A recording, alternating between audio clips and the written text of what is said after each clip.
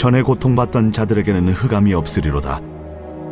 옛적에는 여호와께서 스불론 땅과 납달리 땅이 멸시를 당하게 하셨더니 후에는 해변길과 요단 저쪽 이방의 갈릴리를 영화롭게 하셨느니라. 흑암에 행하던 백성이 큰 빛을 보고 사망의 그늘진 땅에 거주하던 자에게 빛이 비치도다. 주께서 이 나라를 창성하게 하시며 그 즐거움을 더하게 하셨으므로 추수하는 즐거움과 탈취물을 나눌 때의 즐거움 같이 그들이 주 앞에서 즐거워하오니, 이는 그들이 무겁게 맨 멍에와 그들의 어깨의 채찍과 그 압제자의 막대기를 주께서 꺾으시되 미디안의 날과 같이 하셨음이니이다. 어지러이 싸우는 군인들의 신과 피 묻은 겉옷이 불의 섭같이 살라지리니, 이는 한 아기가 우리에게 낳고 한 아들을 우리에게 주신 바 되었는데 그의 어깨에는 정사를 메었고 그의 이름은 기묘자라, 모사라, 전능하신 하나님이라, 영존하시는 아버지라, 평강의 왕이라 할 것임이라. 그 정서와 평강의 더함이 무궁하며 또 다윗의 왕좌와 그의 나라에 군림하여 그 나라를 굳게 세우고 지금 이후로 영원히 정의와 공의로 그것을 보존하실 것이라. 만군의 여호와의 열심히 이를 이루시리라. 오늘 본문에서 이사야는 하나님께서 이스라엘에게 보내실 기름 부음 받은 한 왕, 즉 메시아가 어떤 분이고 메시아가 어떤 일을 이루실지에 대해서 선포합니다. 마태는 특별히 마태복음 4장 16절부터 17절에서 오늘 본문 1절부터 2절까지를 인용하면서 이 예언이 예수 그리스도 안에서 이루어졌다라고 밝히고 있는데요. 오늘 이사야서 본문은 주전 732년에 있었던 시리아 에브라임 전쟁을 그 역사적인 배경으로 하고 있습니다. 당시 북이스라엘의 왕이었던 베가는 시리아의 왕 르신과 동맹을 맺고 아수르에 맞섰습니다.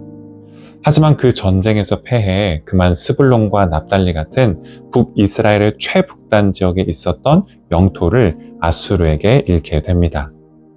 하루아침에 아수르의 지배를 받게 된 그 땅 주민들의 모습을 이사야는 오늘 본문 2절에서 흑암에 행하던 백성이라고 부르고 있는데요. 이들이 아수르 치하에서 전에 겪어본 적 없는 고통을 당하고 멸시와 조롱을 받게 되었기 때문입니다. 하지만 흑암 중에 있던 그들을 하나님께서는 잊지 않으실 것이었습니다. 짙은 어둠 속에 있었던 그들에게 빛을 다시 비추어 주실 것이었죠. 고통이라는 어둠 속에 있던 그들이 다시 기쁨의 빛을 발견할 수 있도록 해주시고, 멸시받던 그들이 다시 존중받을 수 있게 해주실 것이었습니다. 사망의 그늘진 땅을 다시 영화롭게 해주셔서 그 땅을 구원의 땅으로, 또 하나님께서 은혜로 베풀어 주신 기업이자 분깃으로 다시 얻게 해주실 것이었습니다. 그리고 이는 하나님께서 이 땅에 보내실 한 아이를 통해서 가능하게 될 것이었는데요. 오늘 본문 6절과 7절 말씀을 대한성서공회에서 가장 최근에 번역한 새한글 성경으로 봉독해 드리겠습니다. 한 아이가 우리를 위해 태어났기 때문입니다. 한 아들을 우리에게 주셨습니다. 통치권이 그분의 어깨 위에 있었습니다. 사람들이 지어서 부르는 그분의 이름은 놀라우신 책략가, 용맹하신 하나님, 영원하신 아버지, 평화의 으뜸 군주이십니다. 통치권이 끝없이 커질 것이고 평화도 끝없을 것입니다. 다윗의 임금자리와 그의 왕국에 정의와 공의로 왕국을 굳게 세워 지금부터 영원까지 이르게 하려는 것입니다. 전능하신 여호와의 열정이 이 일을 이룰 것입니다. 아기는 무척이나 연약한 존재입니다. 부모의 도움 없이 스스로를 돌볼 수 없죠. 하지만 이 아이가 자라면 그 어깨에 나라를 돌보는 통치권을 짊어지게 될 것이었습니다. 하나님께서 기름 부은 왕인 메시아가 될 것이었죠. 이 왕은 특별히 4가지 이름으로 불릴 것이었는데요. 먼저 이 왕은 놀라우신 책략가라고 불릴 것이었습니다. 개역 개정판에서는 이를 기묘자와 모사라고 따로 떼어서 번역하고 있는데요. 기묘자라는 건 경이롭고 놀라우며 비범한 분이라는 뜻을 가지고 있고, 모사는 조언자이자 책략가, 지혜자라는 뜻을 가지고 있습니다. 그래서 이 둘을 합치면 놀라우신 책략가라고 번역될 수 있는데요. 이사야는 이사야서 11장에서 하나님께서 보내실 왕이 이처럼 놀랍고 또 경이로운 지혜자가 될 수 있는 까닭을 보다 더 자세하게 밝히고 있습니다. 이사야서 11장 2절 말씀입니다. 그의 위에 여호와의 영, 곧 지혜와 총명의 영이요, 모략과 재능의 영이요, 지식과 여호와를 경외하는 영이 강림하시리니. 성령은 지혜와 명철, 또 모략과 지식의 영이십니다. 하나님을 경외하게 하시는 영이시죠. 그런데 하나님께서 보내실 메시아는 성령을 따라 말하고 또 행하실 것이었습니다. 심지어 하나님을 잘 알고 있다고 자부했던 이들에게조차 경이로움과 놀라움의 대상이 되실 것이었죠. 요한복음 7장 15절부터 16절 말씀입니다. 유대인들이 놀랍게 여겨 이르되 이 사람은 배우지 아니하였거늘 어떻게 그를 아느냐 하니 예수께서 대답하여 이르시되 내 교훈은 내 것이 아니요 나를 보내신 이의 것이니라. 다음으로 이 아이는 용맹하신 하나님이라고 불릴 것이었습니다. 여기에서 하나님으로 번역된 히브리어 엘은 이 본문에서는 일반 명사로 쓰여서 예를 들면 에스겔서 31장에서 바벨론의 느부갓네살 왕을 부를 때 사용됐던 것처럼 재판관이나 전사, 왕과 같은 이들을 부르는 말로 쓰이고 있는데요. 하나님이 보내실 메시아는 용맹한 전사와 같은 분이 되실 것이었습니다. 전시 사령관이 되셔서 앞지 않은 이들의 손에서 하나님의 백성들을 구원하실 분이 되실 것이었죠. 사도 바울이 에베소서에서 선포하고 있듯이 이 세상의 풍조와 공중권세 잡은 자, 불순정의 영을 따라 죄의 노예로 살아가던 하나님의 백성들을 자유케 하시고 구원할 분이 되실 것이었습니다.